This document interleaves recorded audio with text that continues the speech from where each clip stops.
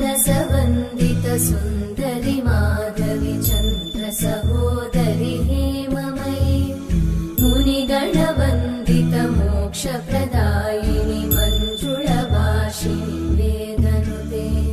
पङ्कजवासिनि देवसुपूजित सद्गुणवर्षिणि शान्तियुते जय जय हे मधुसूदन कामिनि आदिलक्ष्मि जय पालय माम्।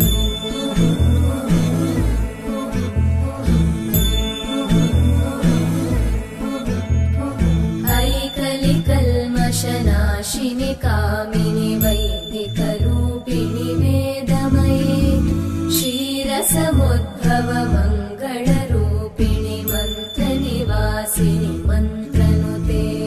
मङ्गलदायिनि अम्बुजवासिनि देवगणाश्रितपादयुते जय जय हे मधुसूदन कामिनि धान्यलक्ष्मि जय पालय माम्। जय वरवर्णिनि वैष्णवि भार्गवि मन्त्रस्वरूपिणि मन्त्रमये सुरगणपूजित शीघ्रफलप्रद ज्ञानविकासिनि शास्त्रनुते भवभयहारिणि पापविमोचनि साधुजनाश्रितपादयुते जय जय हे मधुसूदन कामिनि धैर्यलक्ष्मि जय पालय माम्।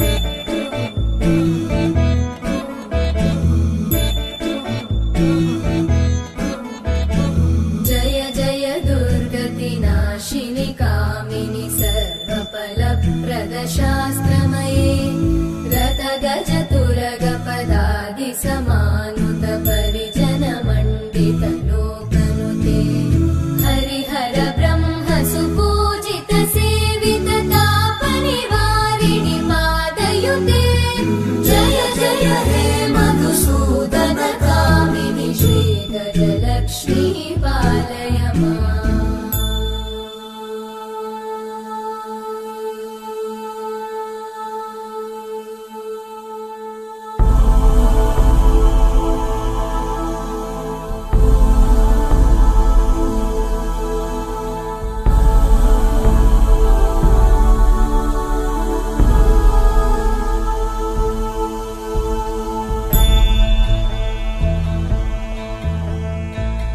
ऐकगवाहिनि मोहिनि चक्रिणि रागविवर्धिनि ज्ञानमये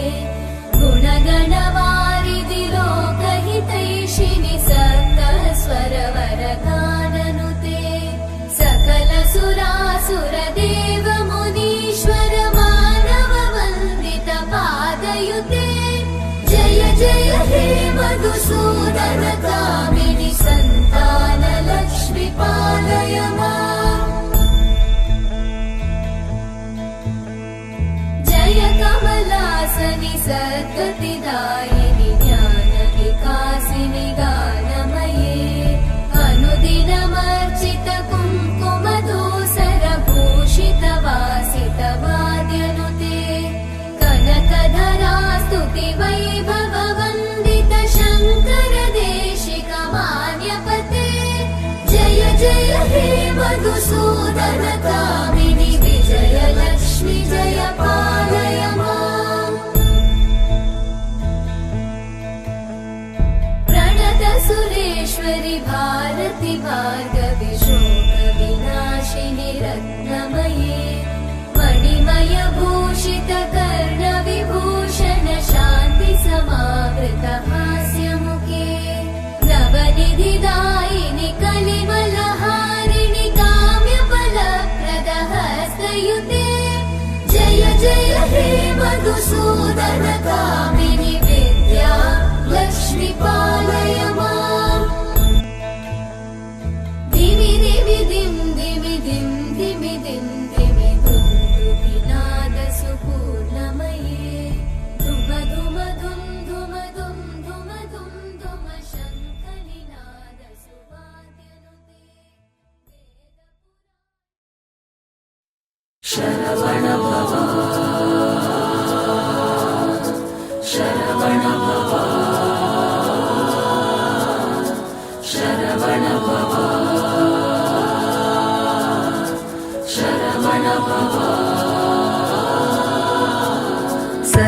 बालरूपापि विघ्नाद्रिहन्त्री सदा बालरूपापि विघ्नाद्रिहन्त्री महादन्ति वक्त्रापि पञ्चास्यमान्या विधीन्द्रादिमृग्या गणेशाभिधामे विधत्तां श्रियं कापि कल्याणमूर्तिः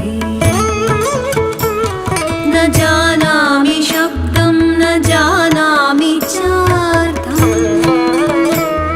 न जानामि पद्यं न जानामि गद्यं चिदेका षडास्या हृदि द्योतते मे मुखान् निस्सरन्ते गिरश्चापि चित्रम् मयूराधिरूढं महावाक्यगूढं मनोहारिदेहं महच्चित्तदेहं महीदेवदेवं महावेदभावं महादेवबालं भजे लोकपालम् यदा सन्निधानं गता मानवा मे भवाम्भोधिपारं गतास्ते तदैव इति व्यञ्जयन् सिन्धुतीरे यास्ते तमीडे पवित्रं पराशक्तिपुत्रम् यथाभेस्तरङ्गालयं यान्ति तुङ्गास्थतैवापदः सन्निधौ सेवतां मे इति वोर्मि पङ्क्तिर्नृणां दर्शयन्तं सदा भावये हृत्सरोजे गुहन्तम् गिरौ मन्निवासे नरायेऽधिरूढास्तरा पर्वते राजते तेऽधिरूढाः इतीव ब्रुवल्गन्धशैलाधिरूढः स देवो मुदे मे सदा षण्मुखोऽस्तु